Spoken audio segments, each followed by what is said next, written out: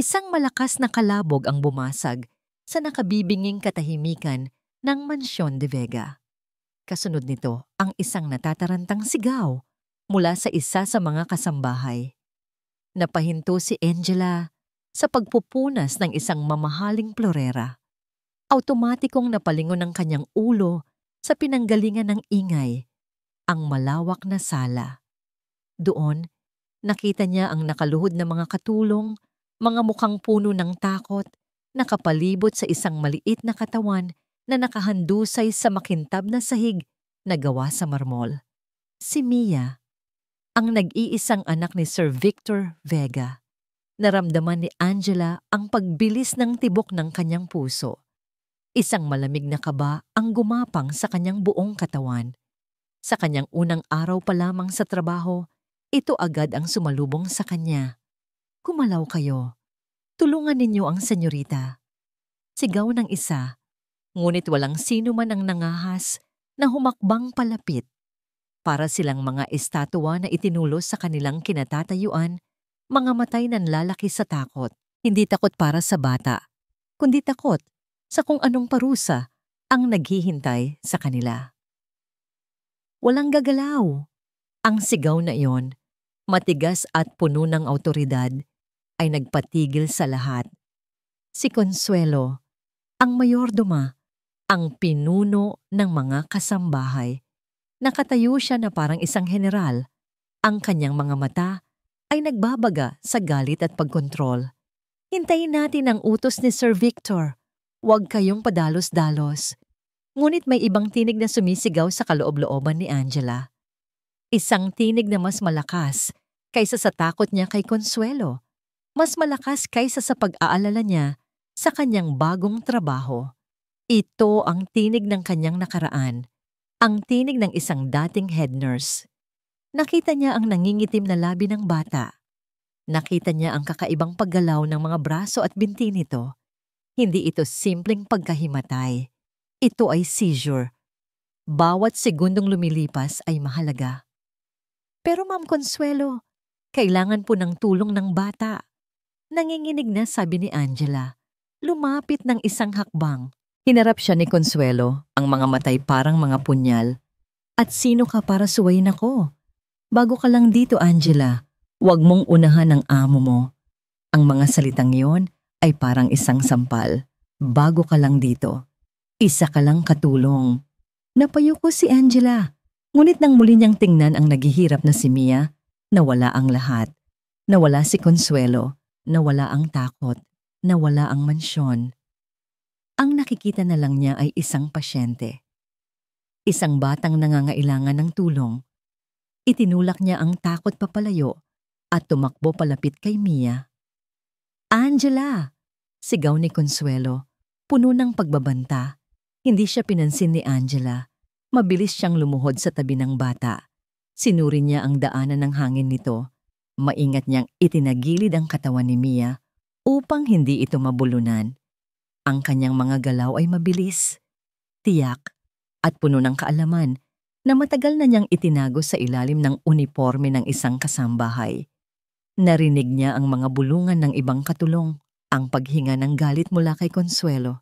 Kailangan na niya ng doktor, sabi ni Angela sa sarili. Hindi na niya ito kaya mag-isa. Sa isang iglap, binuhat niya ang walang malay na katawan ni Mia. Magaan ang bata, ngunit ramdam ni Angela ang bigat ng responsibilidad sa kanyang mga braso. Tumakbo siya patungo sa malaking pinto ng mansyon, hindi alintana ang mga sigaw ni Consuelo sa kanyang likuran. "Saan mo dadali ng bata? Bumalik ka dito, Angela." Binuksan niya ang mabigat na pinto. Ang hangin sa labas ay malamig, ngunit hindi kasing lamig ng titig na sumalubong sa kanya.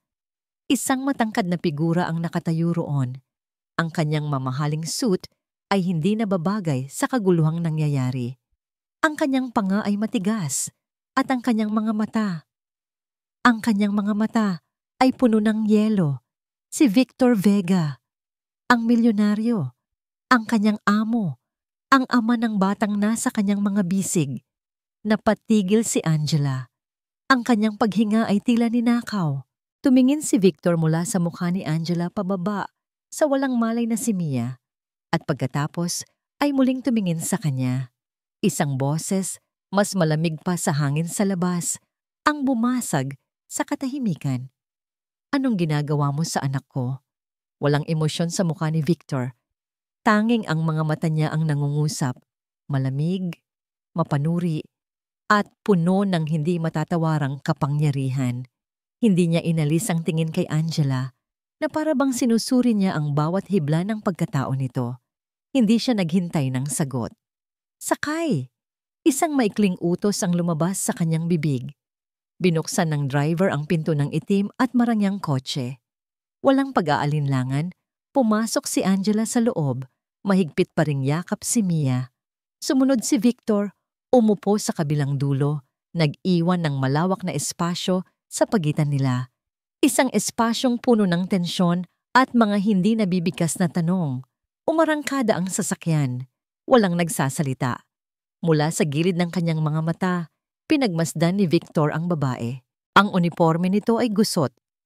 May ilang hibla ng buhok na nakawala sa pagkakatali. Ngunit ang mga kamay nito na nakayakap kay Mia ay hindi nanginginig. Ang paraan ng paghawak niya sa bata ay maingat at may kagaanan na para bang sanay na sanay ito. Hindi ito ang kilos ng isang ordinaryong kasambahay. Isang malamig na galit ang kumukulo sa loob ni Victor. Galit sa sitwasyon, galit sa kawalan ng kontrol. Sa mansyon, ang salita niya ang batas. Ngunit sa isang iglap, isang babaeng hindi niya kilala ang nagpasya para sa kanya, para sa anak niya. Pagdating sa emergency entrance ng pinakamalapit na pribadong ospital, bumukas ang mga pinto. Mabilis na lumabas si Victor. Inaasahan niyang aabutan siya ni Angela para ibigay ang bata. Ngunit hindi. Dire-diretso itong naglakad papunta sa mga nurse na sumalubong sa kanila. At nagsalita ito sa paraang hindi niya kailanman inasahan. Female, approximately 8 years old. Nag-seizure, tonic-clonic. Mga 2 minuto ang tinagal. Inilagay ko sa recovery position para maiwasan ang aspiration, sabi ni Angela. Ang kanyang boses ay kalmado, malinaw, at puno ng mga terminong medikal. Walang bakas ng pagiging isang kasambahay. Napako si Victor sa kanyang kinatatayuan. Ang mga nurse ay hindi nagtanong. Tumango sila at mabilis na kinuha si Mia. Isinakay sa stretcher at ipinasok sa loob. Sumunod si Angela. Patuloy na nakikipag-usap sa isang doktor na dumating. Para siyang kabilang sa kanila. Naiwan si Victor sa labas ng emergency room, napapaligiran ng mga taong abala. Sa unang pagkakataon sa loob ng maraming taon, naramdaman niyang wala siyang kapangyarihan. Ang pera niya, ang pangalan niya, ay walang silbi sa loob ng silid na yon. Ang tanging mahalaga ay ang kaalaman. Isang kaalaman na taglay ng bagong kasambahay niya. Sino ba talaga ang babaeng ito? Makalipas, ang tila walang katapusang paghihintay, lumabas ang isang doktor, pagod ang mukha ngunit may ngiti. Mr. Vega, stable na po ang anak ninyo. Isang kaso ng febrile seizure, mataas po ang lagnat niya. Mabuti na lang at nadala ninyo siya agad. Tumango lang si Victor, gumaan ang pakiramdam ngunit hindi pa rin mapakali. Idinugtong ng doktor. Sinuwerte po kayo sa kasama ninyo. Bihira akong makakita ng ganoong kabilis at tamang first aid. Kung hindi dahil sa kanya, baka nagkaroon ng komplikasyon. Baka huli na ang lahat. Ang mga salita ay tumama kay Victor na parang suntok. Sinuwerte kayo sa kanya. Ang babaeng pinagdudahan niya, ang babaeng inakala niyang may masamang balak, ang siyang nagligtas sa buhay ng kanyang anak. Maya-maya, dumating si Consuelo, humahangos, at may pekeng pag-aalala sa mukha. Sir Victor, kumusta na po si Mia? Pasensya na po kayo. Napakatigas po talaga ng ulo ng bagong yon. Hindi ko po alam kung ano ang pumasok sa isip. Tumahimik ka. Putol ni Victor sa sinasabi nito. Ang boses niya ay walang init, walang lamig. Isang blangkong tono. Natahimik si Consuelo, gulat. Iniwan sila ni Victor at naglakad papunta sa isang tahimik na sulok. Kinuha niya ang kanyang cellphone. Isang numero lang ang tinawagan niya. Gusto kong malaman ang lahat tungkol sa isang babae. Sabi niya sa kausap sa kabilang linya. Angela Cruz. Bawat eskwelahan na pinasukan niya, bawat trabahong inaplayan niya, bawat sikretong tinatago niya. Alamin mo lahat, ngayon na. Ibinaba niya ang tawag. Pumasok siya sa silid kung saan nagpapahinga si Mia. Nakita niya si Angela na tahimik na nakaupo sa isang silya sa tabi ng kama. Pinupunasan ng basang bimpo ang noo ng bata. Nang makita siya nito, tumayo ito para bigyan siya ng lugar. Ngunit umiling siya. Pinanood lang niya sila. Ang magkahalong emosyon, pagpapasalamat, pagdududa, pagkalito, ay naglalaban sa kanyang isipan. Ilang oras ang lumipas. Mahimbing nang natutulog si Mia. Tumunog ang cellphone ni Victor. Isang text message, ang resulta ng investigasyon. Binuksan niya ito at habang binabasa ang mga salita, unti-unting nanumbalik ang yelo sa kanyang mga mata. Ang kaunting init na nagsimulang tumunaw sa kanyang puso ay muling nagyelo. Sir, may nahanap po kami. Si Angela Cruz. Hindi lang siya simpleng kasambahay. Isa siyang dating nurse na natanggal sa serbisyo dahil sa medical malpractice. Ang biyahe pabalik sa mansyon ay mas nakabibingi kaysa sa katahimikan ng ospital. Walang nagsasalita. Si Mia ay mahimbing na natutulog sa mga bisig ni Angela. Ang paghinga ay malalim at panatag. Si Victor naman ay nakatingin lang sa labas ng bintana. Ngunit ramdam ni Angela ang bigat ng presensya nito sa loob ng kotse. Pagpasok nila sa pinto ng mansyon, sinalubong agad sila ni Consuelo. Ngunit ang mga mata nito ay hindi nakatingin sa natutulog na bata, kundi kay Angela. Isang tingin na puno ng galit at pagbabanta. Ako na po ang magdadala sa senyorita sa kanyang silid, sabi ni Consuelo. Akmang kukunin si Mia. Ngunit umiling si Mia sa kanyang pagkakatulog at mas humigpit ang yakap kay Angela. Isang senyas lang ang ibinigay ni Victor. Hayaan mo siya. Ang mga salitang yon ay sapat na para mapaatras si Consuelo, ngunit hindi nito nabura ang apoy sa mga mata niya. Habang paakyat si Angela sa engranding hagdanan, ramdam niya ang mga tingin ni Consuelo na parang mga karayom na tumutusok sa kanyang likuran. Maingat niyang inihiga si Mia sa malambot nitong kama. Alis na sana siya nang maramdaman niya ang isang maliit na kamay na humawak sa kanyang damit. Dito ka lang, Ate Angela. Bulong ni Mia. Nakapikit pa rin. Isang kakaibang init ang gumapang sa puso ni Angela. Hinaplos niya ang buhok ng bata at naupo sa silyang katabi ng kama hanggang sa ito'y muling nakatulog ng mahimbing.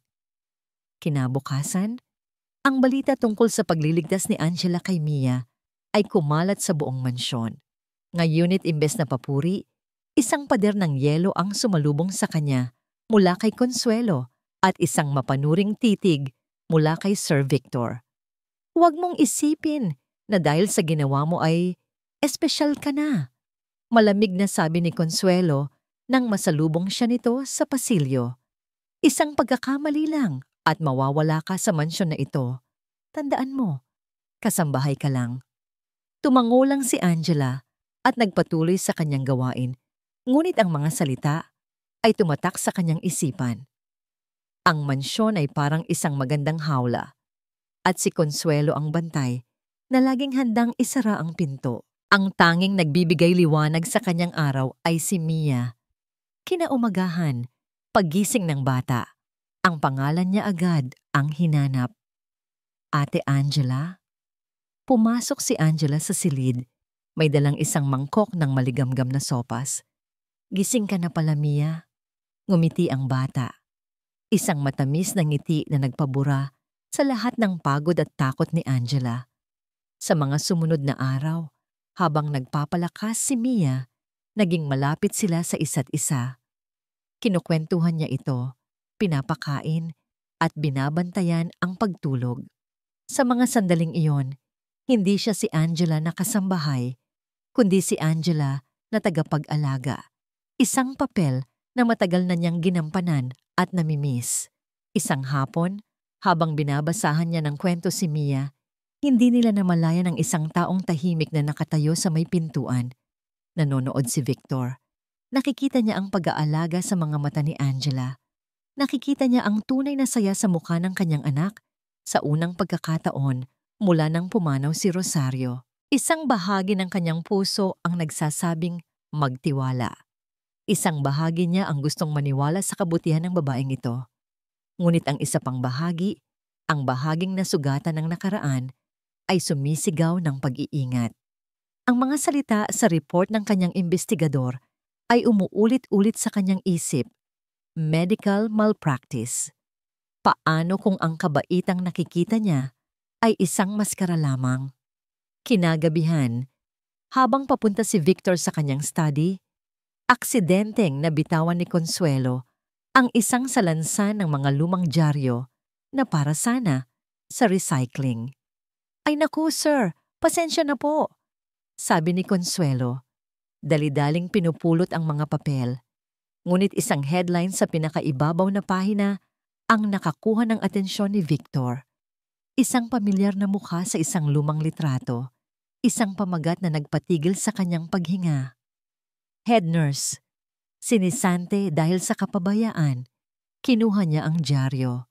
Ang pangalan sa ilalim ng litrato, Angela Cruz. Ang kwento ay malinaw. Isang pasyente ang namatay dahil sa maling gamot na ibinigay. Ang kasalanan ay isinisi sa head nurse. Naramdaman ni Victor ang paninikip ng kanyang dibdib. Ito na ang pruweba. Ang patunay na hindi siya pwedeng magtiwala. Sa mabibigat na hakbang, tinungo niya ang pasilyo kung saan naroon ang mga silid ng mga kasambahay. Huminto siya sa tapat ng isang pinto. Kumatok siya. Hindi masyadong malakas. Hindi rin mahina. Sapat lang para maghatid ng isang babala. Bumukas ang pinto at nagulat si Angela nang makita siya. Sir Victor, may kailangan po ba? Hindi niya ito pinatapos. Itinaas niya ang dyaryo. Itinapat sa mukha nito. Ang kanyang boses ay mahina, ngunit puno ng bigat. Bawat salita ay parang isang bato. Ito ka ba, Angela? Isang bayani? O isang impostor? Nanlamig ang buong katawan ni Angela. Ang dyaryo sa kamay ni Victor ay parang isang hatol, isang multo mula sa nakaraan na ayaw siyang tigilan. Nakita niya ang pagbabago sa mga mata ng amo. Ang kaunting paghanga na minsan niyang nakita roon ay tuluyan ng naglaho, napalitan ng matigas na pader ng pagdududa. Ako po yan, sir, mahinang sagot niya. Ang boses ay nanginginig, ngunit pilit pinatatatag. Pero hindi po totoo ang nakasulat dyan. Biktima lang po ako. Isang mapait na tawa ang kumawala sa lalamunan ni Victor. Biktima? Lahat ng nagkakasala. Yan ang sinasabi, Angela. Ang papel na ito ay may ebidensya. Ang sayo ay mga salita lamang. Pero sir, tapos na ang usapan. Putol niya. Ang bawat salita ay may bigat ng isang martilyo. Nagpapasalamat ako sa ginawa mo para kay Mia. Utang ko sa iyo ang buhay niya, pero hindi ko ipagkakatiwala ang kaligtasan niya sa isang taong may ganitong record. Humakbang siya palapit at napaurong si Angela. Ang presensya ni Victor ay nakakapanliit. Mula ngayon, utos niya, ang boses ay walang anumang emosyon. Ang trabaho mo lang ay maglinis, kusina, hardin, banyo. Walang sino man ang mag-uutos sa iyo maliban sa akin o kay Consuelo, at ang pinakamahalagang utos ay ito, layuan mo ang anak ko. Tumalikod siya, hindi na hinintay ang sagot ni Angela. Para sa kanya, tapos na ang lahat.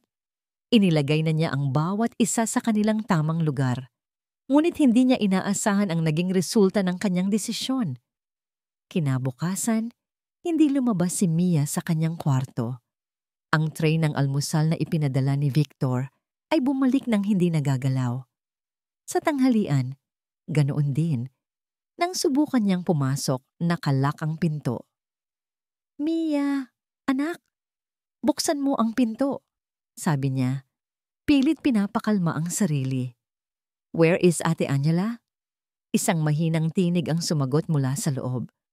"I want Ate Angela." Napasuntok si Victor sa pader.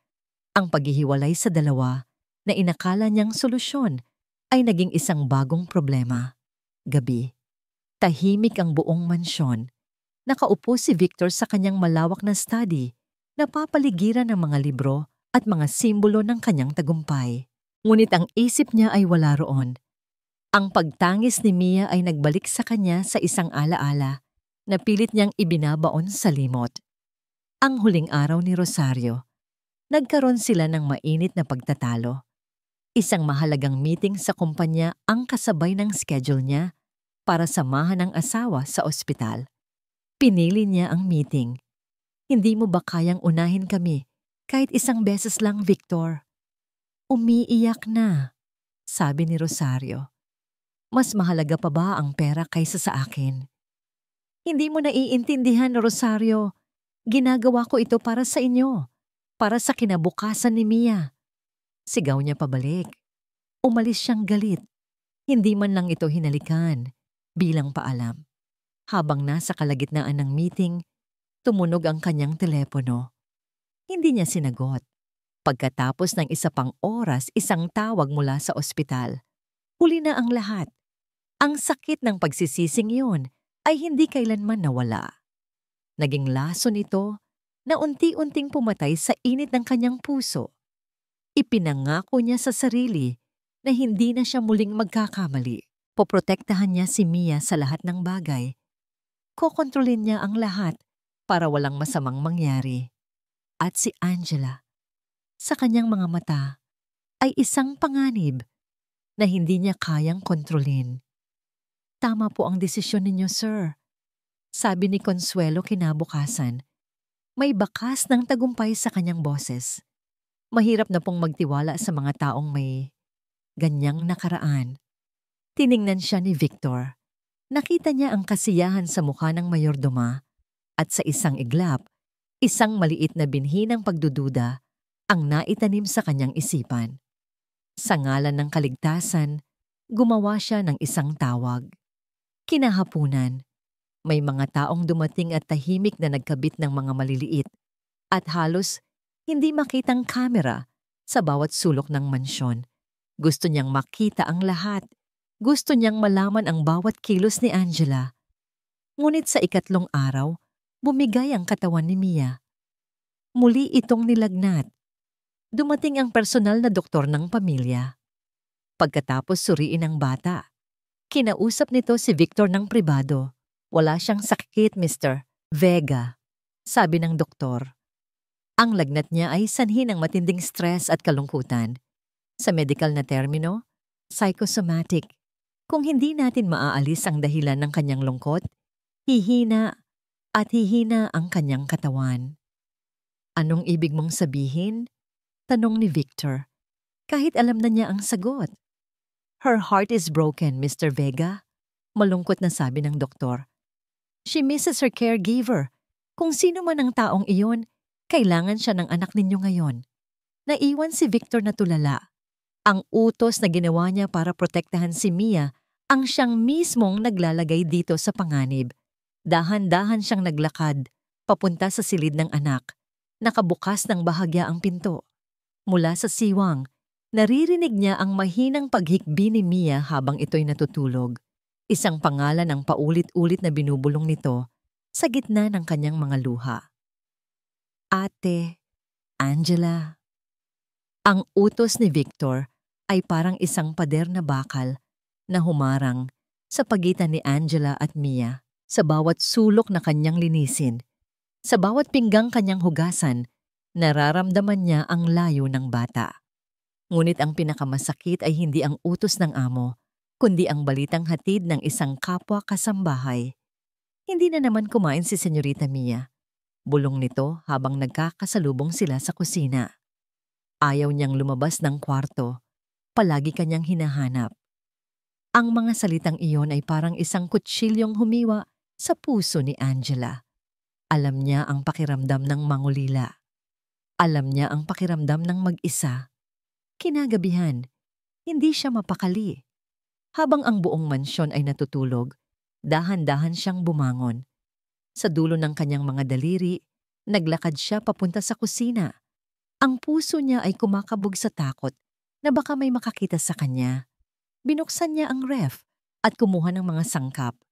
Sa pinakamahinang apoy, nagluto siya ng paborito ni Mia, isang mainit na arroz caldo.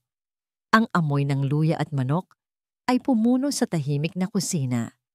Isang amoy ng pag-aalaga at pagmamahal. Isinalin niya ito sa isang mangkok. Inilagay sa isang tray kasama ang isang basong tubig. Kumuha siya ng isang maliit na piraso ng tissue at gumuhit ng isang simpleng smiley face gamit ang ballpen na laging nasa kanyang bulsa. Walang pangalan, walang salita. Isang lihim na mensahe ng pag-asa. Dala-dala ang tray, maingat siyang umakyat sa hagdanan. Iniwan niya ito sa labas ng pinto ng kwarto ni Mia. Kumatok ng 3 beses. Mahina lang ang sikreto nilang tawagan at mabilis na nagtago sa dilim ng pasilyo. Ilang sandali pa, narinig niya ang dahan-dahang pagbukas ng pinto, ang paghila sa tray at ang muling pagsara nito. Sa kanyang taguan, napangiti si Angela. Isang maliit na tagumpay.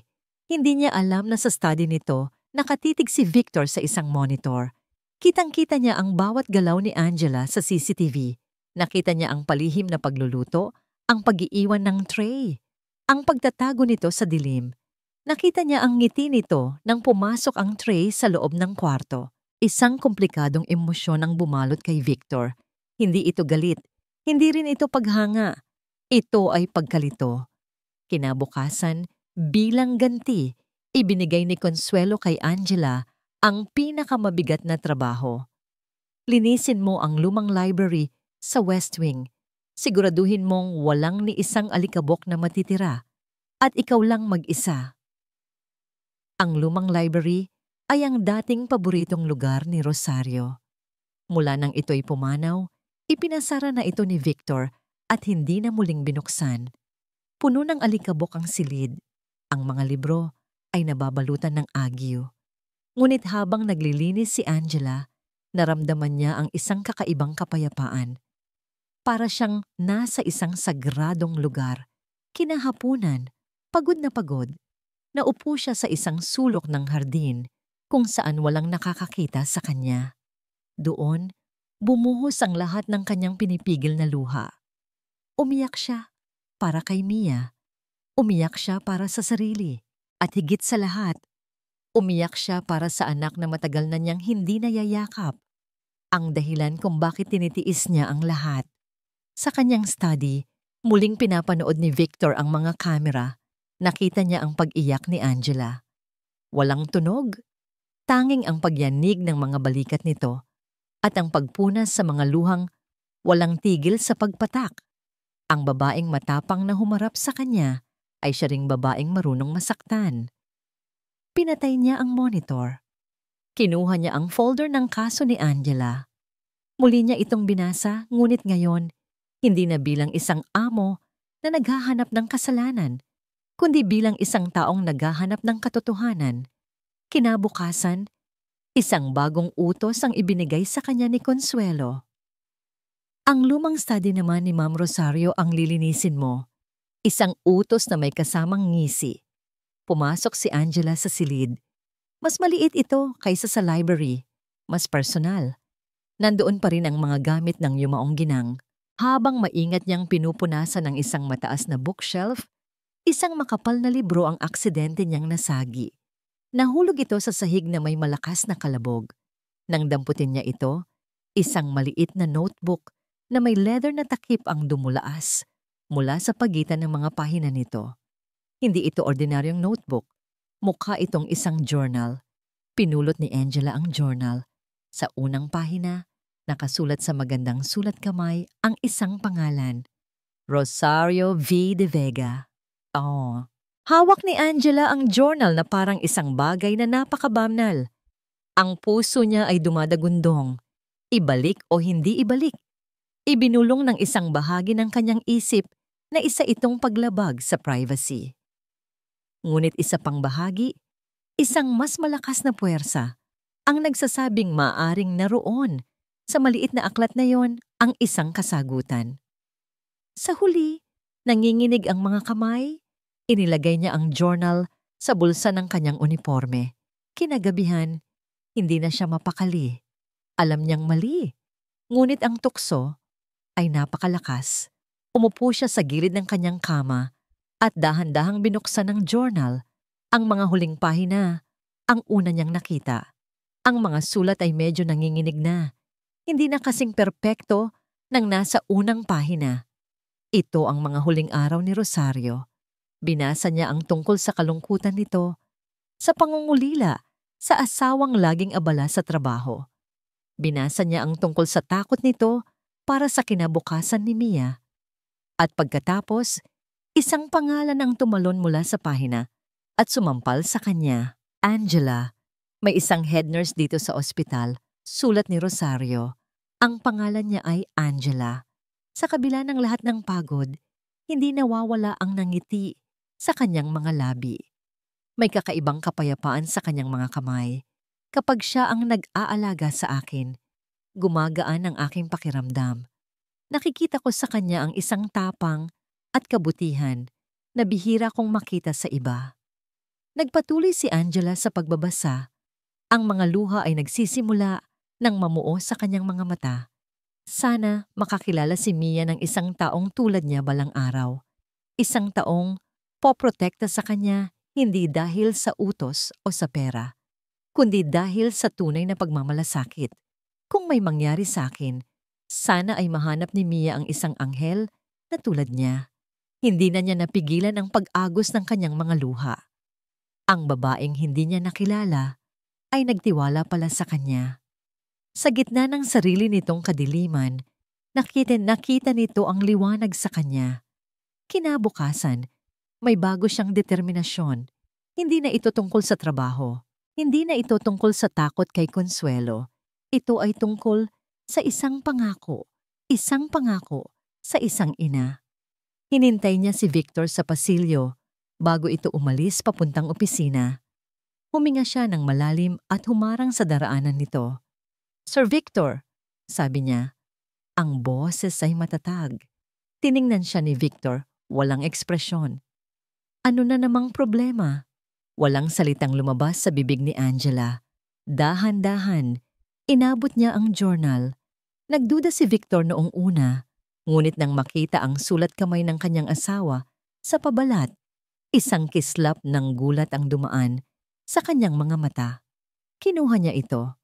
"Nasa lumang study po ninyo. Aksidente ko lang pong nakita," paliwanag ni Angela. Tumangulang si Victor at naglakad palayo. Hawak ang journal na parang isang basong babasagin.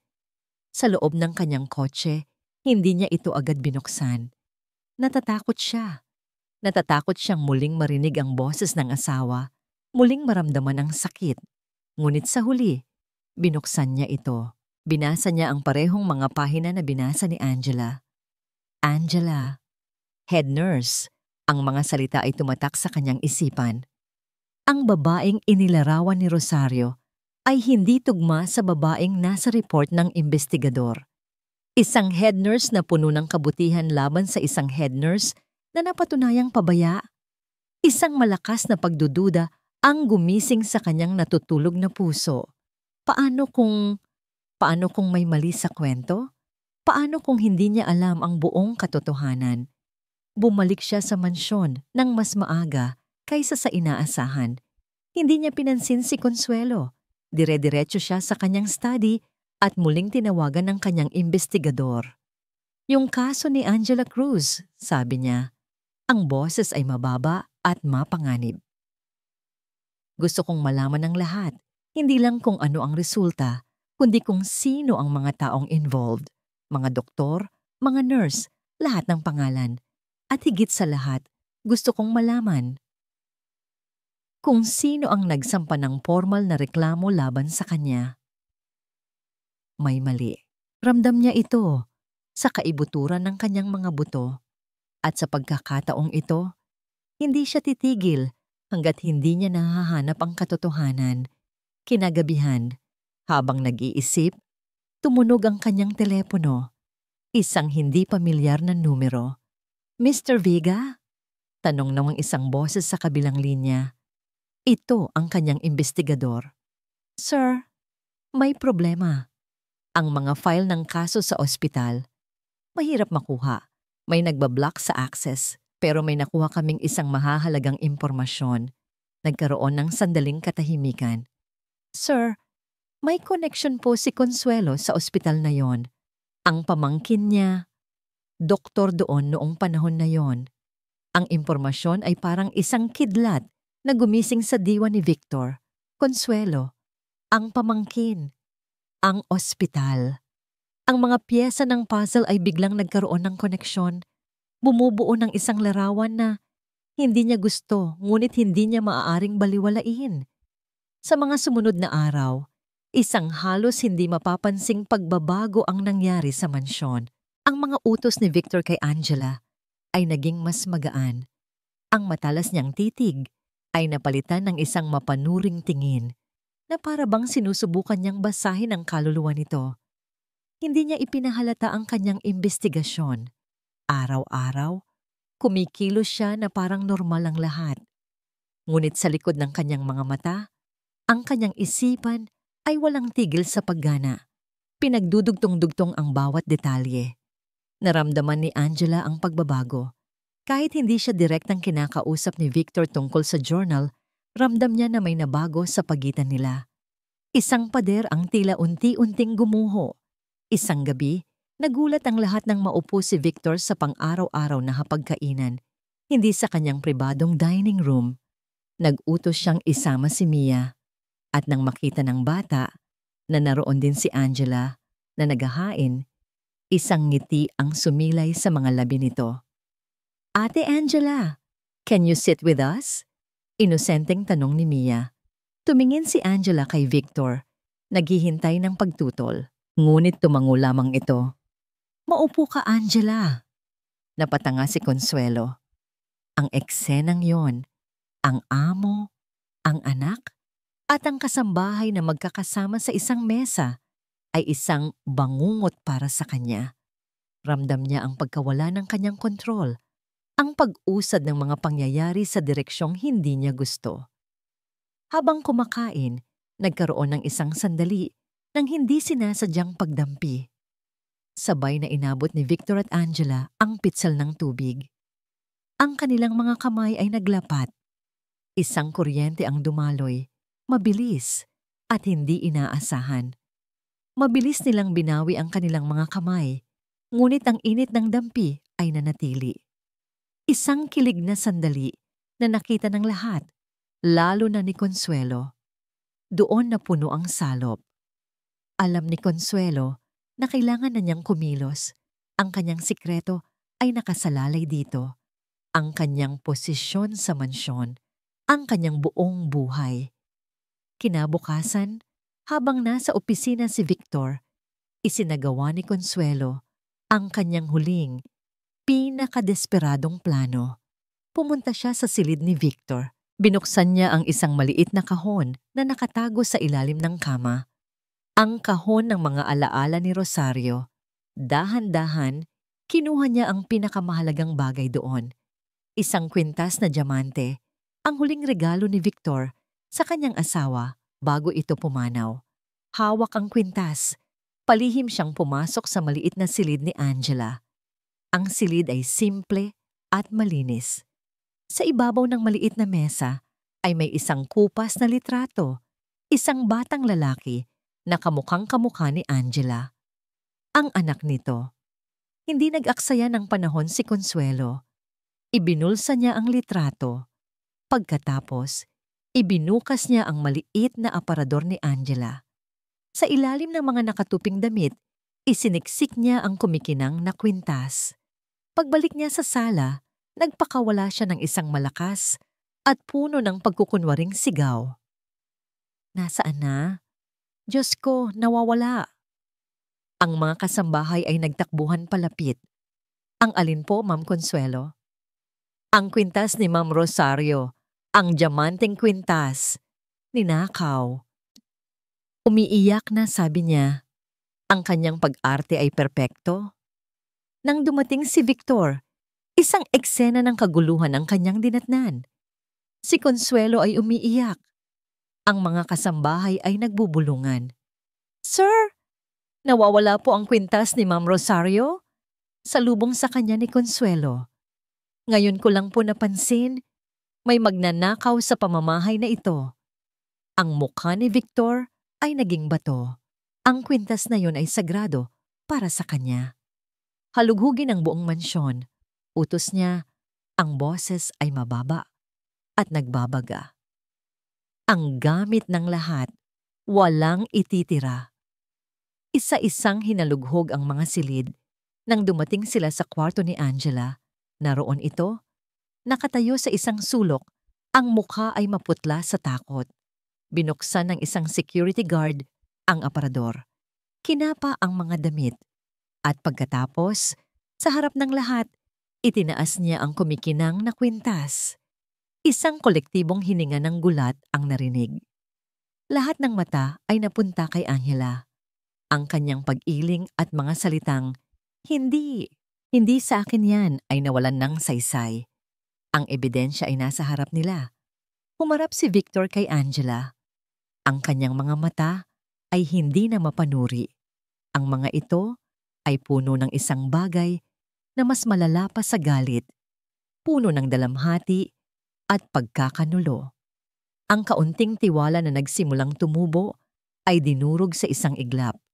Itinuro niya ang pinto, ang kanyang daliri ay nanginginig. Ang kanyang boses ay malamig, walang buhay, at pinaalis na kita nito. Walang sino mang kumilos para tulungan si Angela. Walang sino mang nangahas na magsalita. Sa mga mata ng lahat, siya ay isang magnanakaw na nahuli sa akto. Ang tanging naririnig niya ay ang mahinang paghikbi ni Mia mula sa itaas ng hagdanan. Ate Angela, no. Sa ilalim ng matatalas na tingin ng lahat, kinuha ni Angela ang kanyang maliit na bag. Walang laman iyon, kundi ang iilang piraso ng damit at ang pangarap na ngayon ay tuluyan ng gumuho. Hindi niya tiningnan si Victor nang siya'y dumaan. Hindi niya kaya. Ang pinakamasakit ay hindi ang akusasyon, kundi ang ekspresyon sa mukha nito. Isang malamig na pagkadismaya na tumagos hanggang sa kanyang kaluluwa. Nang bumukas ang pinto ng mansyon, bumuhos ang malakas na ulan na para bang nakikidalamhati ang langit sa kanyang sinapit. Naglakad siya papalayo, bawat patak ng ulan ay parang luhang hindi niya kayang ilabas. Walang direksyon, walang pupuntahan, lahat ay nawala. Sa loob ng mansyon, ang katahimikan ay mas mabigat pa kaysa sa tunog ng ulan sa labas. Si Mia ay nagkulong sa kanyang silid. Ang pag-iyak nito ay unti-unting humina at naging mga hikbi na lang. Si Consuelo ay nagpapanggap na inaayos ang mga bagay-bagay. Ngunit isang maliit na ngiti ng tagumpay ang hindi maalis sa kanyang mga labi. Umupo si Victor sa kanyang study. Sa ibabaw ng kanyang mesa, ang diamanteng kwintas ay kumikinang sa ilalim ng ilaw ng lampara. Ang dapat sana'y maging simbolo ng magagandang alaala ay naging simbolo na ngayon ng pagkakanulo. Ipinikit niya ang kanyang mga mata. Muling bumalik ang lahat, ang pagdating ni Angela, ang pagligtas niya kay Mia, ang journal ni Rosario, ang koneksyon ni Consuelo sa ospital. May mali. Isang boses sa kanyang isipan ang paulit-ulit na nagsasabi, may mali. Binuksan niya ang kanyang laptop at pinanood ang recording ng CCTV mula sa araw na yon. Nakita niya ang pagpasok ni Consuelo sa kanyang silid. Nakita niya ang paglabas nito, ngunit walang pruweba. Ang anggulo ng kamera ay hindi nakita kung ano ang kinuha nito. Nakita rin niya ang pagpasok nito sa silid ni Angela, ngunit muli, walang malinaw na nagpapakita na may inilagay ito. Si Consuelo ay naging tapat na lingkod ng pamilya sa loob ng 20 taon. Si Angela ay isang estranghero na may questionableng nakaraan. Ang lohika ay nagsasabing si Angela ang may kasalanan. Ngunit ang puso niyang matagal nang natutulog, ay nagsasabi ng iba. Naalala niya ang sinseridad sa mga mata ni Angela nang ibigay nito ang journal. Naalala niya ang paraan nito ng pag-aalaga kay Mia. Naalala niya ang init ng kanilang mga kamay nang magdampi. Maaari bang ang isang taong may ganoong mga mata ay isang magnanakaw? Kinuha niya ang kwintas. Pinagmasdan niya itong mabuti. Hindi ito basta alahas. Ito ang kanyang huling regalo kay Rosario. At naaalala niya ang isang detalye. May isang maliit na gasgas sa may kawit nito. Isang depekto mula sa pagkakagawa. Hinanap niya iyon. Wala. Walang gasgas. Biglang nanindig ang kanyang mga balahibo. Ito ay isang kopya. Napakagaling na kopya. Ngunit hindi ito ang orihinal. Sino ang gagawa nito? Sino ang may access sa orihinal na kwintas para makagawa ng perpektong kopya? At bakit? Bigla, ang lahat ay naging malinaw. Ito ay isang patibong. Isang napakagaling na patibong. At siya, si Victor Vega, ang taong kayang kontrolin ang isang buong kumpanya, ay nalinlang sa sarili niyang pamamahay. Isang malamig na galit ang gumapang sa kanyang ugat. Hindi ito galit kay Angela, kundi galit sa sarili. Muli, sa kanyang pagnanais na kontrolin ang lahat, nagkamali siya ng hatol. Muli, nasaktan niya ang isang taong inosente. "Sir, may bisita po kayo?" sabi ng isang gwardiya sa intercom. "Si Consuelo po." "Papasukin mo siya," sagot ni Victor. Ang boses ay kalmado na may pahiwatig ng panganib. Pumasok si Consuelo, may dalang isang tasa ng tsaa. "Sir, naisip ko po na kailangan ninyo nito para kumalma." Hindi niya ito pinatapos. "Saan mo itinago ang orihinal, Consuelo?" Natigilan si Consuelo. Ang tasa ay nanginig sa kanyang mga kamay. "Ano po ang ibig ninyong sabihin, sir?" "Ang kwintas," sabi ni Victor. Itinaas ang kopya. "Alam kong hindi ito ang totoo, at alam kong ikaw ang may kinalaman dito." Ang maskara ng pag-aalala ni Consuelo ay unti-unting natunaw, napalitan ng takot. Habang nagaganap ang komprontasyon, tumunog ang telepono ni Victor. Isang text message mula sa kanyang investigador. Ang mensaheng matagal na niyang hinihintay. "Sir, nahanap na namin ang dating nurse na kasama ni Angela sa ospital." Payag siyang magsalita. Ang ulan ay walang tigil. Bawat patak ay isang paalala kay Angela ng kanyang kabiguan.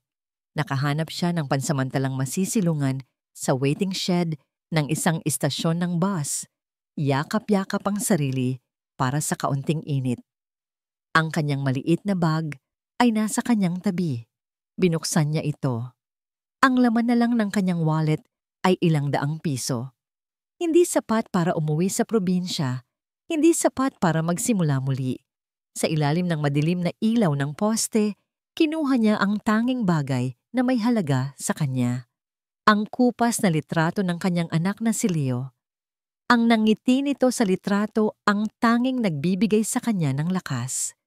Ngunit ngayon, kahit ang nangiting iyon ay parang isang akusasyon. "Nanay, nabigo ka na naman ba?" Napapikit siya. Handa na siyang sumuko. Ang mundo ay tila walang lugar para sa mga taong tulad niya, mga taong pinagkaitan ng hustisya. Biglang tumunog ang kanyang cellphone, isang luma at halos masira ng telepono. Isang hindi rehistradong numero ang tumatawag. Sa una, hindi niya ito pinansin. Ngunit sa pangatlong tawag, sinagot niya ito. "Hello?" Mahinang sagot niya. "Angela? Angela Cruz. Ikaw ba yan?" Tanong ng isang pamilyar na boses ng babae sa kabilang linya. "Sa sino to?" "Si Marites ito, Angela. Yung kasama mo dati sa Ward 7, yung dati mong ka-duty. Napatayo si Angela, si Marites, ang tanging kaibigan niya sa ospital na naniwala sa kanyang pagiging inosente, ngunit natakot magsalita noon dahil sa panggigipit. Marites, paano mo nahanap ang numero ko? Mahabang kwento, Angela, pero kailangan nating magkita. May mga taong naghahanap sa'yo, mga taong gustong malaman ang katotohanan. Handa na akong magsalita, Angela. Handa na akong sabihin ang lahat. Isang maliit na kislap ng pag-asa ang sumibol sa puso ni Angela. Isang napakaliit, ngunit sapat na para bigyan siya ng dahilan para lumaban. Samantala, sa mansyon, ang tensyon ay maaaring hiwain ng kutsilyo. Nagkunwari si Victor na naniwala sa mga palusot ni Consuelo tungkol sa kwintas. Ngunit alam nilang dalawa na ang laro ay nagbago. Nag-utos siya ng hapunan na parang walang nangyari. Ngunit ang bawat tingin niya kay Consuelo ay may bigat ng isang babala. Pagkatapos, tumawag siya sa kanyang investigador. Nasaan ang nurse? Nasa isang safe house po, sir. Hinihintay ang utos ninyo. Dalhin mo siya sa mansyon bukas ng gabi. At isa pa, idinugtong ni Victor. Hanapin mo si Angela Cruz. Siguraduhin mong ligtas siya. Dalhin mo rin siya dito bukas. Kinabukasan ang buong mansyon ay puno ng hindi maipaliwanag na kaba. Ang mga kasambahay ay kumikilos ng may pag-iingat sa paligid ni Consuelo. Si Consuelo naman ay pilit na nagpapakita ng normalidad. Ngunit ang panginginig ng kanyang mga kamay habang nag-aayos ng mga bulaklak ay hindi nakaligtas sa mga mata ni Victor. Hinanap ni Angela ang lakas sa litrato ng kanyang anak. Nakipagkita siya kay Marites sa isang maliit na kainan. Doon, ikinuwento ni Marites ang lahat. Kung paano ang pamangkin ni Consuelo, isang batang doktor, ang siyang nagkamali ng bigay ng gamot. At si Angela bilang head nurse, ang siyang unang sumalo sa sitwasyon. Sinubukang iligtas ang pasyente, ngunit huli na ang lahat. Para protektahan ang pamangkin, ginamit ni Consuelo ang pera at impluwensya para pagtakpan ng lahat at ibaling ang sisi kay Angela. May mga record ako, Angela, sabi ni Marites. Inilabas ang isang USB. Mga kopya ng tunay na chart.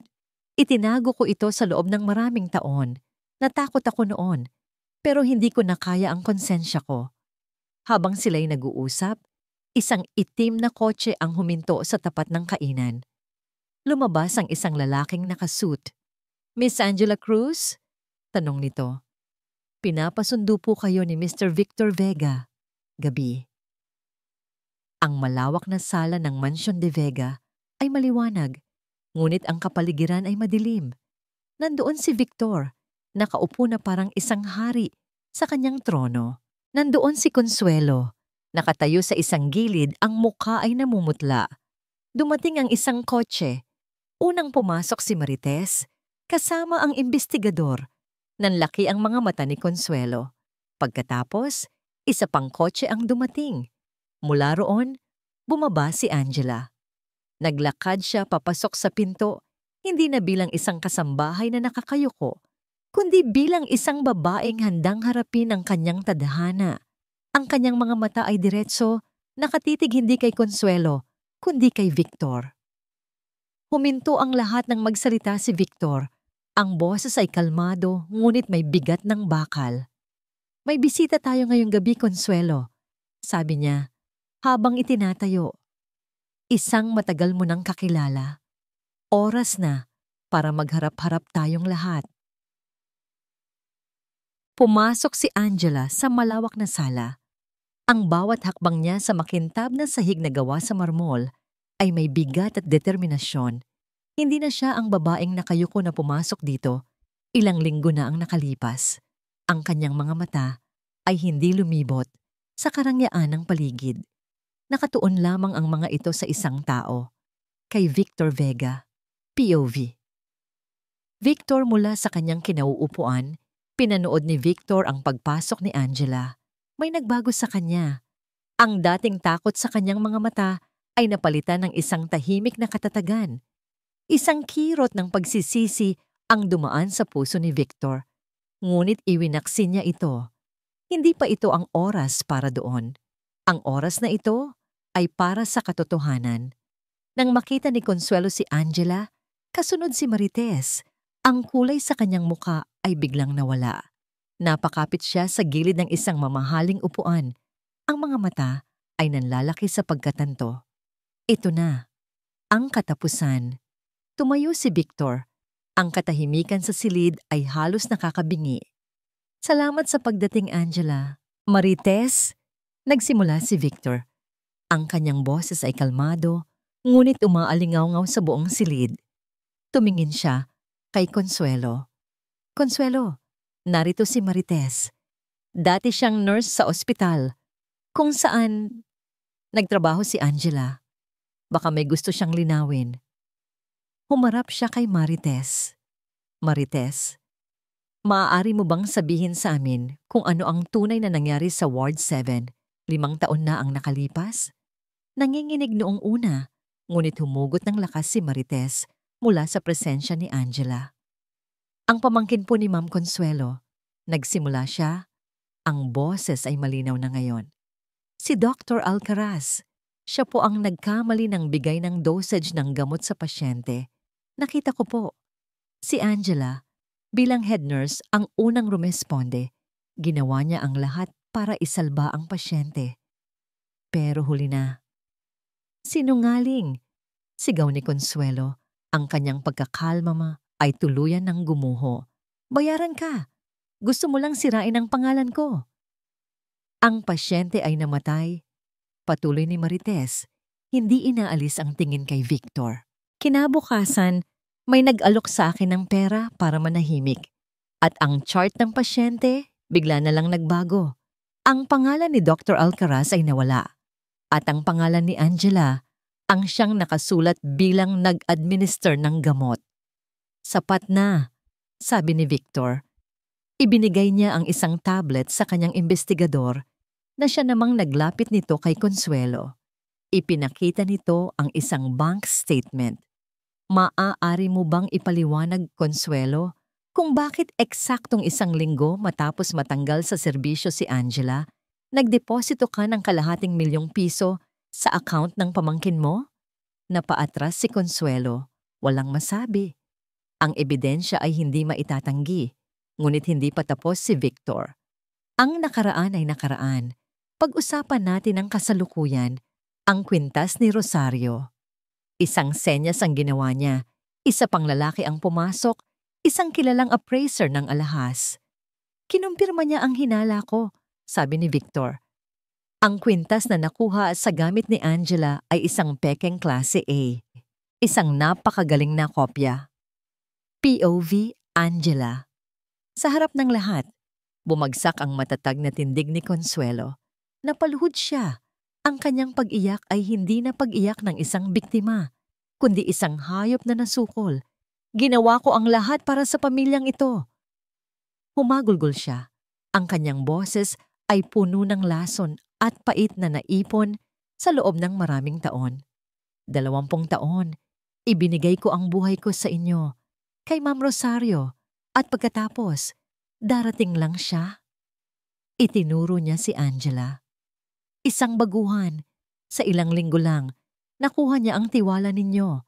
Nakuha niya ang loob ni Mia, ang lugar na dapat ay para sa akin. Tumingin si Angela kay Consuelo. Sa kabila ng lahat ng ginawa nito sa kanya, wala siyang naramdamang galit. Tanging isang malalim na awa. Isang awa para sa isang babaeng inubos ang kanyang buhay sa pagsisilbi sa iba. Ngunit sa huli, ay nilamon ng sarili niyang inggit at takot. Kaya ginawa mo ang lahat para paalisin siya. Pagtatapos ni Victor, ang kanyang boses ay puno ng pagkadismaya. Mula sa pagtatanim ng duda sa isip ko, hanggang sa pagtatanim ng ebidensya sa kanyang gamit. Hindi na sumagot si Consuelo. Ang kanyang paghagulgol na lang ang tanging maririnig. Maya-maya, dumating ang 2 pulis na kanina pa pala tahimik na naghihintay sa labaw. Dahan-dahan siyang itinayo. Habang dinadaan siya sa harap ni Angela, Isang huling tingin na puno ng galit ang ibinigay niya bago siya tuluyang inilabas ng pinto. Natahimik ang lahat. Ang bigat na bumabalot sa mansyon sa loob ng maraming linggo ay biglang naglaho. Tapos na. Umalis si Marites at ang mga investigador. Iniwan ang 3 taong nasa sentro ng lahat. Si Mia, na ngayon ay bumaba na mula sa hagdanan at tumakbo para yakapin si Angela. Si Angela, na sa wakas ay malaya na sa mga anino ng nakaraan. At si Victor, nang maihatid na ni Angela si Mia, pabalik sa silid nito, bumalik siya sa sala. Tanging sila na lang ni Victor ang naroon. Ang distansya sa pagitan nila ay parang isang malawak na karagatan ng mga salitang hindi masabi. Humakbang si Victor palapit sa kanya. Ang dating awtoridad sa kanyang mga mata ay nawala. Napalitan ng isang bagay na mas malalim at mas totoo. Isang matinding pagsisisi. Angela, sabi niya. Ang pangalan niya ay parang isang dasal sa mga labi nito. Tumingala si Angela, sinalubong ang kanyang mga mata. Patawarin mo ako. Ang mga salitang patawarin mo ako ay nanatiling nakabitin sa hangin sa pagitan nila. Hindi ito isang utos. Hindi rin ito isang pakiusap na may halong awtoridad. Ito ay isang bulong na nagmula sa isang pusong sa wakas ay inamin ang kanyang pagkakamali. Tinitigan ni Angela si Victor. Nakita niya sa mga mata nito ang bigat ng pagsisisi, isang bigat na katulad ng dinala niya sa loob ng 5 taon. Sa sandaling iyon, naunawaan niya ito, ang takot, ang sakit, ang pagnanais na protektahan ang anak sa anumang paraan. Dahan-dahan, tumango si Angela. Matagal na po kitang pinatawad, sir. Halos pabulong niyang sagot. POV, Victor, ang pagtango ni Angela at ang mga simpleng salitang iyon ay mas mabigat pa kaysa sa isang sigaw ng panunumbat. Ang kanyang pagpapatawad ay hindi nagpagaan sa konsensya ni Victor. Bagkus, ipinakita nito kung gaano kalaki ang kanyang pagkukulang. Ang babaeng ito, na sinaktan niya at hinusgahan, ay may pusong mas malawak pa kaysa sa kanyang mansyon. Kinabukasan, ginawa ni Victor ang isang bagay na hindi niya kailanman ginagawa. Nagpatawag siya ng isang press conference. Sa harap ng mga kamera at nagtatanong ng mga reporter, isinalaysay niya ang katotohanan. Hindi niya binanggit ang pangalan ni Consuelo o ng pamangkin nito, ngunit nilinis niya ang pangalan ni Angela Cruz. Dahil sa isang malaking pagkakamali sa sistema, pahayag niya, ang kanyang boses ay matatag at malinaw. Isang mabuti at may kakayahang nurse, si Miss Angela Cruz, ang nawalan ng karera at nabuhay sa anino ng isang kasalanang hindi niya ginawa. Ngayon, itinatama natin ang pagkakamaling iyon. Inanunsyo niya ang pagtatatag ng isang foundation sa ilalim ng pangalan ni Rosario at Angela, isang pundasyon na tutulong sa mga medical professional na naging biktima ng inhustisya. Sa isang iglap, ang pangalan ni Angela ay hindi na simbolo ng kapabayaan, kundi simbolo ng katatagan at pag-asa. Pagkatapos ng press con, pinuntahan ni Victor si Angela sa hardin. Tahimik itong nakaupo sa isang bench, nakatingin sa malo. Hindi mo kailangang gawin yon, sabi ni Angela nang makalapit si Victor. Kailangan, sagot ni Victor. Umupo sa tabi niya, nag-iwan ng magalang na espasyo. Utang ko sa'yo. Utang ko kay Rosario. Sa unang pagkakataon, nagkwento siya. Ikinuwento niya ang tungkol sa huli nilang pag-aaway, ang pagsisisi na daladala niya na parang isang krus. Ang pagiging strikto ko, ang pagkontrol ko. Iyon ang paraan ko para siguraduhin hindi na mauulit ang pagkakamali ko. Ngunit sa paggawa noon, nagkamali ako ulit. Muntik ko nang saktan ng mga taong pinakamahalaga sa akin. Tumahimik sila. Ang tanging maririnig ay ang huni ng mga ibon.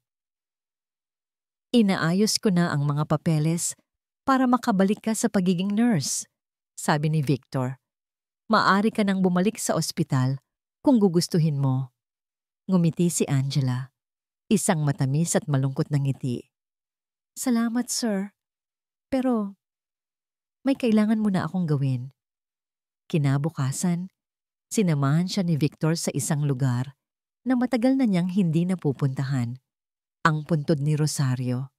Doon, kasama si Mia, inilapag nila ang mga puting bulaklak. Nakita ni Victor ang anak na masayang nagkukwento sa puntod ng ina tungkol kay Ate Angela. At sa unang pagkakataon, mula nang mamatay si Rosario, naramdaman ni Victor ang isang kislap ng kapayapaan. Ang sugat sa kanyang puso, bagamat hindi pa ganap na maghihilom, ay nagsisimula ng magbago. Salamat, Angela, sabi ni Victor habang pabalik sila. Salamat sa pagtupad sa hiling ni Rosario, ang pag-aalaga kay Mia. Oras na para alagaan ko naman ang sarili kong pamilya, sagot ni Angela. Ang kanyang mga mata ay nakatuon sa daan. Sa halip na umuwi sa mansyon, lumiko ang sasakyan. Huminto ito sa harap ng isang maganda, ngunit simpleng bahay sa isang tahimik na subdivision. Hindi ito kasing laki ng mansyon, ngunit ito'y may sariling hardin at bakod. Mukha itong isang tahanan. Naguguluhang tumingin si Angela kay Victor. Pinaalis na kita sa mansyon, sabi ni Victor. Isang maliit na ngiti ang sumilay sa kanyang mga labi sa unang pagkakataon. Hindi ko sinabing pinaalis kita sa buhay namin. Binuksan niya ang pinto ng kotse para kay Angela. Ito, para sa'yo at sa anak mo. Oras na para buuin mo ulit ang pamilya mo. Nakatayo si Angela sa harap ng bahay, hindi makapaniwala. Isang susi ang iniabot sa kanya ni Victor. Isang bagong simula, Angela, para sa ating lahat. Makalipas ang 3 buwan, ang sikat ng araw sa terminal ng bus ay masakit sa mata, ngunit para kay Angela, ito ang pinakamagandang liwanag na nakita niya sa loob ng 5 taon. Mahigpit niyang hinawakan ang kamay ni Mia sa isang tabi, habang si Victor naman ay tahimik na nakatayo sa kabilang dulo, suot ang isang simpleng polo shirt at salamin. Isang bihirang pagkakataon na hindi siya mukhang isang bilyonaryo, kundi isang ama lamang. Nang bumaba ang isang pamilyar na maliit na figura mula sa bus, bumitaw si Angela sa lahat. Leo! Nanay! Ang mag-ina ay nagyakapan sa gitna ng maraming tao. Isang eksenang puno ng mga luhang, matagal nang naipon at ngiting hindi mapapantayan ng anumang halaga. Niyakap ni Angela ang kanyang anak na parang ayaw na niya itong muling pakawalan. Ang lahat ng hirap, lahat ng sakit, lahat ay nagkaroon ng halaga sa sandaling iyon. Habang pinapanood sila, napatingin si Victor kay Mia. Ang kanyang anak ay nakangiti. Isang tunay at purong saya ang makikita sa mukha nito. Sa sandaling iyon, naunawaan ni Victor ang tunay na kahulugan ng kayamanan. Ang bagong bahay ni Angela ay hindi na isang bahay lamang. Ito ay isang tahanan. Ang dating katahimikan ay napalitan ng tawanan ng 2 bata. Si Mia at si Leo ay agad na naging magkaibigan. Ang kanilang mga tawa ay umaalingaw-ngaw sa hardin. Pinupuno ang bawat sulok ng saya na matagal nang nawala sa buhay nilang lahat. Isang gabi, habang naghahanda ng hapunan si Angela sa kanyang bagong kusina, dumating si Victor. Naging regular na ang kanyang pagdalaw.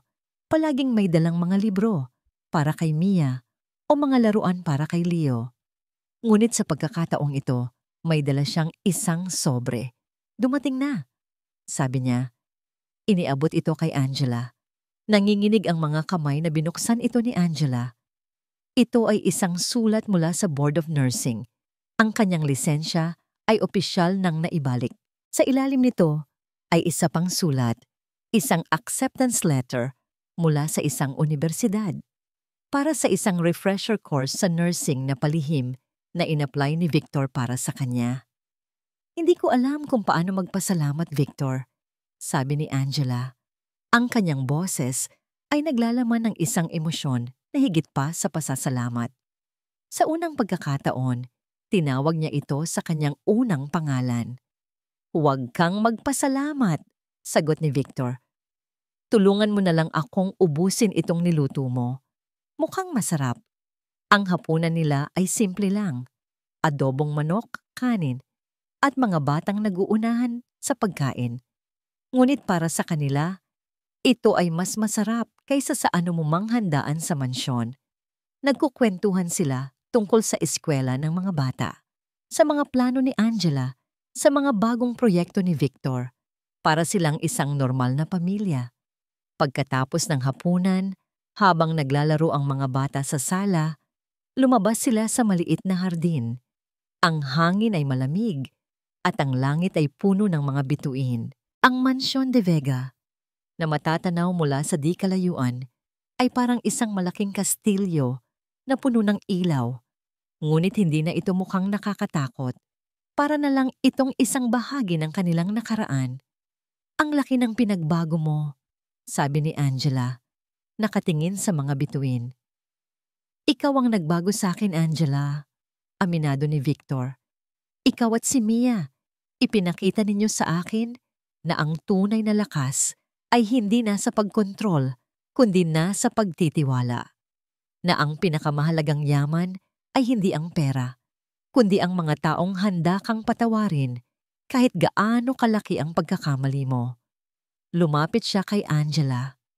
Ang distansya sa pagitan nila ay unti-unti nang nawawala. "May isa pa akong gustong sabihin sa'yo," mahinang sabi ni Victor. Humarap si Angela sa kanya. Sa ilalim ng liwanag ng buwan, ang kanyang mga mata ay kumikinang na may halong pag-asa at kaunting pag-aalinlangan. Dahan-dahan, marahan, at may buong paggalang, iniangat ni Victor ang kanyang kamay at hinawakan ang kamay ni Angela. Ang parehong init na naramdaman nila sa hapagkainan noon ay bumalik. Ngunit ngayon, mas malakas at mas malinaw. Hindi na ito isang aksidente. Ito ay isang pagpili. Walang mga salitang binitiwan. Walang mga pangakong sinabi. Ngunit sa paghahawak ng kanilang mga kamay, sa ilalim ng tahimik na panunood ng mga bituin, isang bagong kabanata ang nagsimula.